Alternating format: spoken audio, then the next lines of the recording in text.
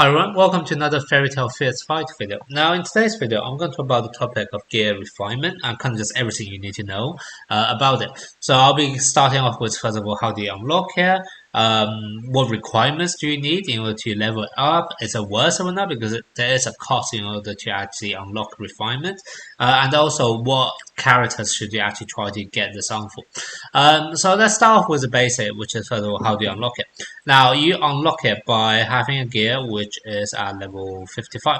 So here you can see I have gear which is at level 55, and you can see I have this option of gear refinement. If I go to one of the lower one, you don't see that option, you only see tier up. But once you hit level 55, you then have this refinement option. And what you can then do is, if you click on refinement, it asks you whether you want to do 1,000 diamonds to actually activate this refinement. So that's going to be the cost. I will talk about whether it's worth it or not towards the end of the video once I actually talk about all of the benefit you can get, just so you can make like a balanced judgment. So watch out for that towards the end of the video. But just know for now that it takes 1,000 per gear. So for example, if you want to unlock all four of them, it will cost you 4,000 diamonds. So it's definitely quite a lot of gems which you could have spent on something instead. Now, what do you actually get once you unlock it? Now, when you first unlock it, basically what happens is that you unlock some stats on it. And basically what you also, so first of all, you get one stat. And if you actually take a look at the stats, I think it can show you what are the possible values that you can get. This is the limit of what you get. Now, you don't actually need to know the limit of by heart, because what the game does tell you is it gives you a percentage sign right after the stats value to show you what percentage of that limit is. So, for example, here, what you can see, this is crit damage resistance. Now, the limit for crit damage resistance should have been... Is it this one? Crit damage reduction? I think it must be this one. Crit damage reduction, it should be 40%. Now, my one is only 16.8%. So you can see it's just under 50% of that. And that works out to be 42%. So basically 42% of 40, by the way, because the limit is 40%, right, for crit damage reduction. This is 42% of that 40%, which is why it works out to be 16.8%. So you don't need to really care or need to memorize all of the upper limit of those stats. All you need to look out for is the percentage number afterwards, because it will tell you roughly how good your, let's say, your refinement roll is. The higher the number, the better it is. There's also a bit of a color coding, but it's quite hard for me to remember the color coding. All you need to know for the color coding is the red one is the best. So for example, if I take a look at the red one, it's like 88%. So anything which is red, that's really good. I'm not sure what's the threshold, maybe like 70 or 80, I think it's the threshold. But it'll give you this kind of color coding, so that it kind of, when you've done a roll on the stats, it kind of shows you how good that stats really is. So which is quite handy. Now, obviously, if you don't actually like that stats, what you can do is you can re-roll it. So for example, this one, actually no, let me show you a different example first. So when you first unlock it, you basically only unlock one single stat, and like I said, there's this color coding and also percentage sign to tell you how good that stats is. Now, if you keep on re-rolling it by using this thing, which is called a lacrima, I think. Yeah, using lacrima, basically what happens is after you do a certain number of times, you are then able to unlock the second one. So basically what happens is the first time you refine it, so you refine it by paying that 1,000 gems, you only unlock one single stat. However, if you do it 9 more times, I believe, then you unlock the second one. And then if you do it another 90 times afterwards, then you unlock the third one. So basically the way you think about it is that if you only refine it once, you get one stat. If you refine it 10 times, you get 2 stats. If you refine it 100 times, you get 3 stats. Now, I don't know what's going to be the number afterwards, but if it goes in this order, it probably takes like 1,000 times to unlock 4 stats, and then 10,000 times to unlock 5 stats, so it's definitely not worth it. So I definitely wouldn't suggest you do anything more than 3 stats. I think 3 stats is more or less the maximum you are going to get, but feasibly. So that's something you want to look out for. Now, obviously, here is what I just shown you. So for example, here, because I only just started this, you can see that I am only having one stat unlocked. However, because I don't have refined it multiple times on one of my other gear, what you can see is this one I have refined it multiple times, and now I have actually 2 stats unlocked. And it says if I unlock refine it further 67 times, then I'll have the third stats unlock as well. In fact, let me show you now. So right now you see unlock after 67 times.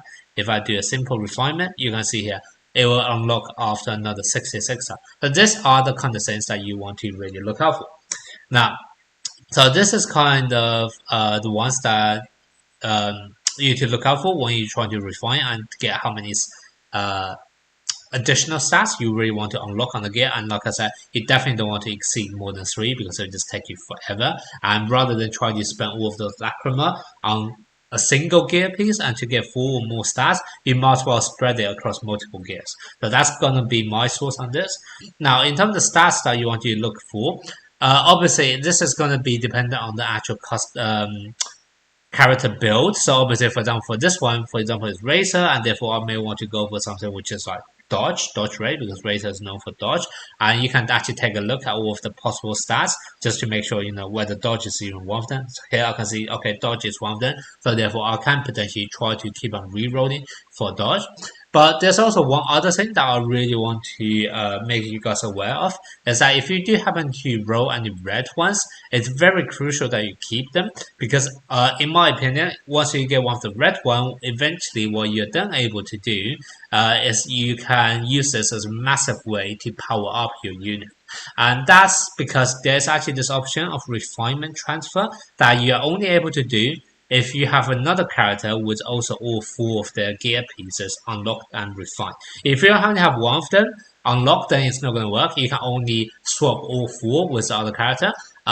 So if you, for example, if my racer only has 3 out of the 4 gears refined, I wouldn't see this option to transfer it with racer. So that's not going to be good enough. If you are going to eventually try to unlock the refinement on gears, you pretty much do it at 4 at a time. So you just want to make sure you unlock all 4 of the gears so that you can take advantage of this transfer. And the reason why I say it's very good for you to keep any red stats is because there's no cost to the transfer, so I can do this unlimited number of times. I will show you in a bit. And basically, because the red stats are so hard to get, even though, for example, right now you see I have Luxus, who's only doing light damage attack.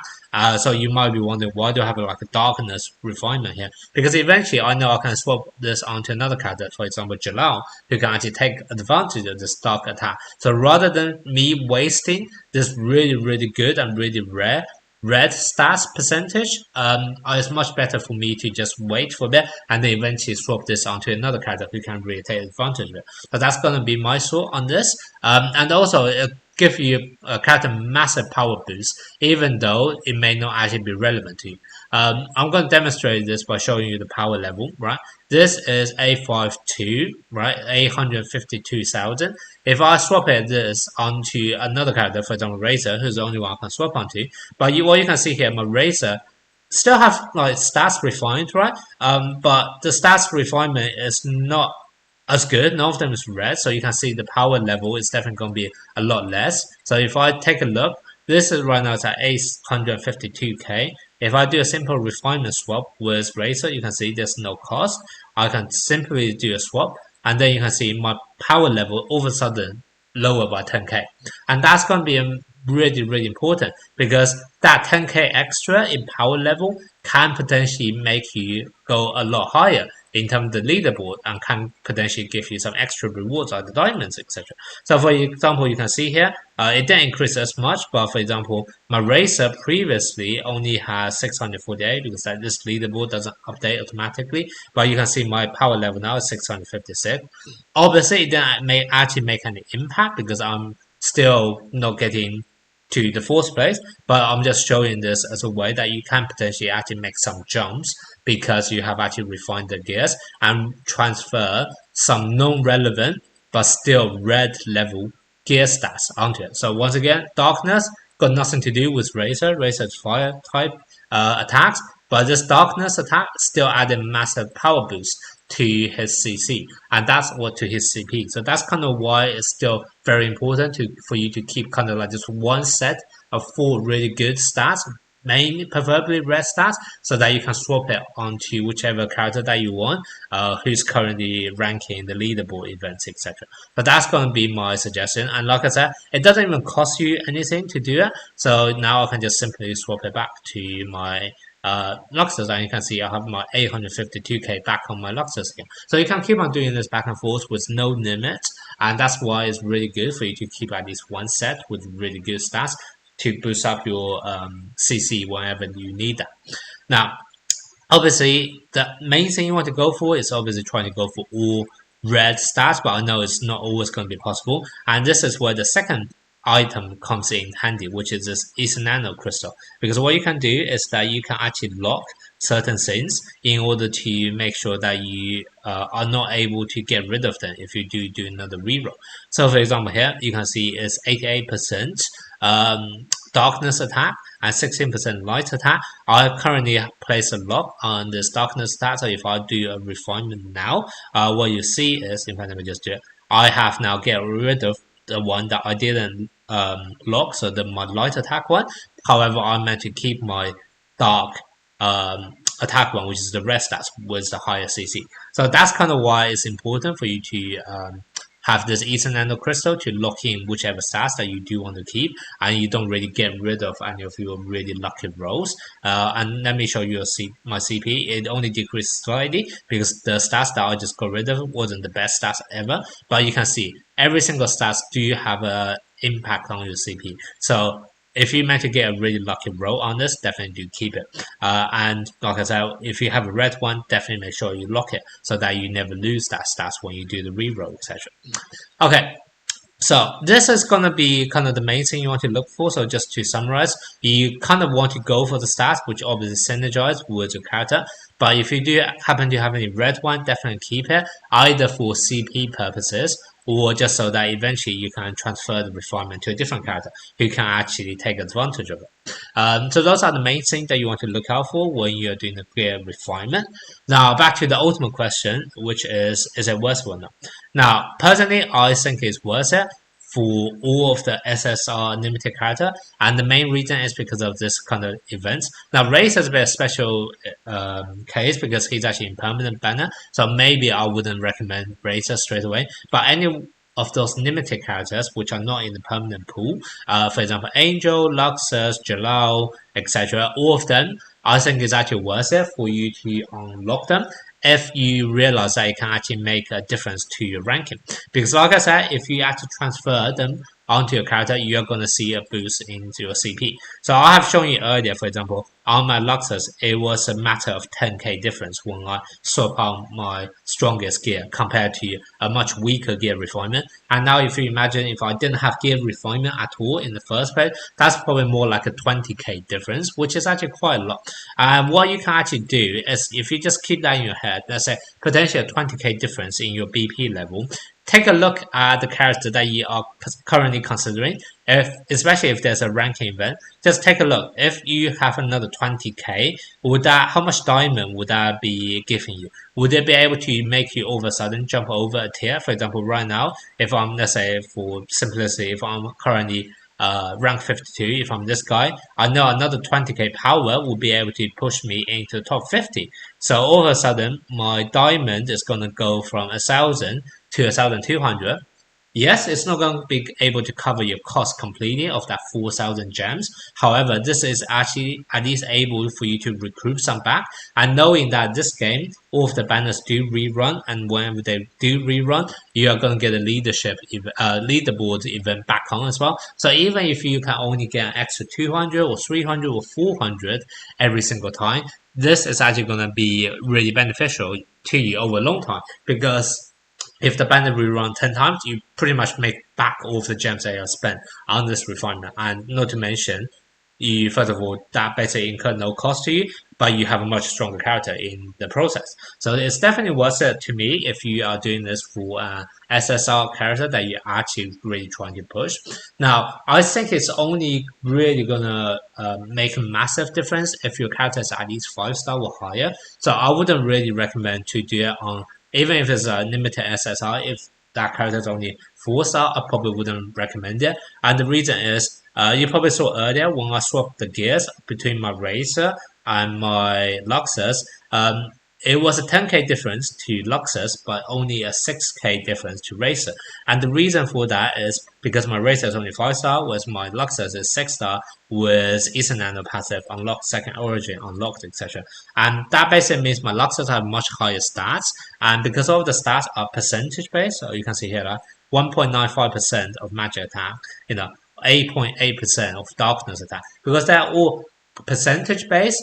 The fact that I am able to push having a higher base stats because my character is higher star level, 6-star as opposed to 5-star, basically means the stats improvement is going to be a lot more.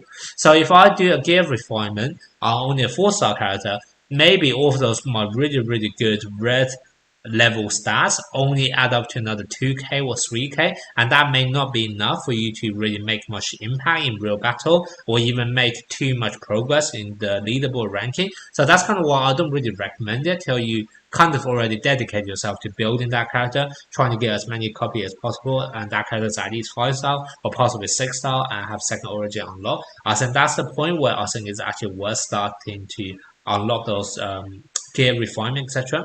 And the other thing is when it's actually at a lower level, it's much the leaderboard, it doesn't actually very tight lower down, because basically if you actually take a look at the beginning, if you just take a look at what percentage get the level of the reward, for example top 10, so number 10 to number 5, number 10 to number 6 get the same reward, and then you can say number 11 all the way down to number 20 get the same reward, then 21 to 50, and then I'm pretty sure it's then like 51 to 100, and then maybe like 101 to 200, etc. So if you're actually much lower down on the level because you are only a 3-star character or only a 4-star character, a lot of time even when you are getting that power boost, you're not actually able to then jump into the next tier of rewards, and therefore you may be actually wasting 4,000 gems into unlocking those all extra gear refinement. However, you only move from rank 299 to 201, and therefore you are not able to jump into the next tier of rewards and actually get anything back in return.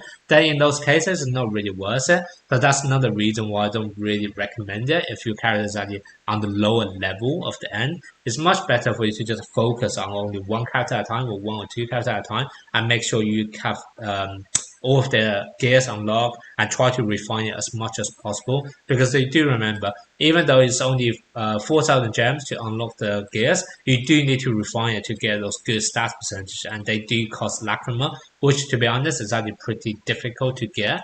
You normally only get it from like a ration sales, etc. So it is actually pretty rare, and that's kind of why I don't recommend concentrating on too many characters at once. I personally would only suggest one or two, and that's going to be the character that you focusing on your limited banner as well. So don't just go around and try to get everyone to 4-star or everyone to 5-star. Make your decisions really focused and try to only go for one character all the way to 6-star and second origin, and then move on to the next character, get him to 6-star and second origin, etc.